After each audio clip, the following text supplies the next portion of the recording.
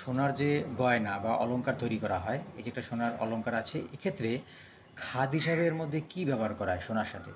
তামা, দস্তা, না সিলভার, না বিসমাথ? তো সঠিক উত্তরটা হচ্ছে তামা ব্যবহার করা হয়, খাদ হিসাবে ব্যবহার করা হয়। কেন? এই তামা দিলে কি হয়, এটা শক্ত হয় এবং এর কাঠিন্যতা বাড়ে আর কি, ঠিক আছে? ভেঙে যায় না সহজে। তো এই সোনাটা দেখা যাচ্ছে যে এটা যথেষ্ট শক্ত, তার মানে কি এর মধ্যে খাদটা বেশি আছে। যেটা খাঁটি সোনার গহনা হবে না, সেটা খুব নরম হবে। আর যেটা শক্ত সেটা বুঝতে হবে যে তার মধ্যে তামার ভাগটা বেশি আছে। নিউটনের তৃতীয় সূত্র থেকে কোন নিত্যতা সূত্র পাওয়া যায়? যে সেখানে কি শক্তির, একটা হচ্ছে ক্ষমতার, কৌণিক ভরবেগ, আর একটা হচ্ছে ভরবেগ। তো উত্তরটা হবে ভরবেগের নিত্যতা সূত্র পাওয়া যায়।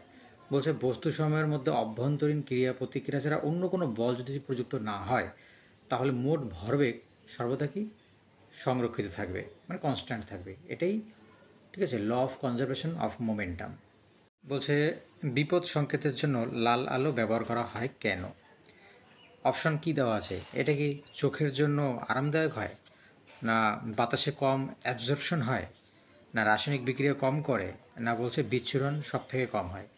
তো লাল আলোর কী হচ্ছে, তরঙ্গদৈর্ঘ্য বেশি হয়, তরঙ্গদৈর্ঘ্য বেশি হয় এবং এটার বিচ্ছুরণটা কম হয় সব থেকে। উষ্ণতা যদি অপরিবর্তিত রেখে বায়ুতে চাপের পরিবর্তন করা হয়, তাহলে শব্দের বেগ কী হবে?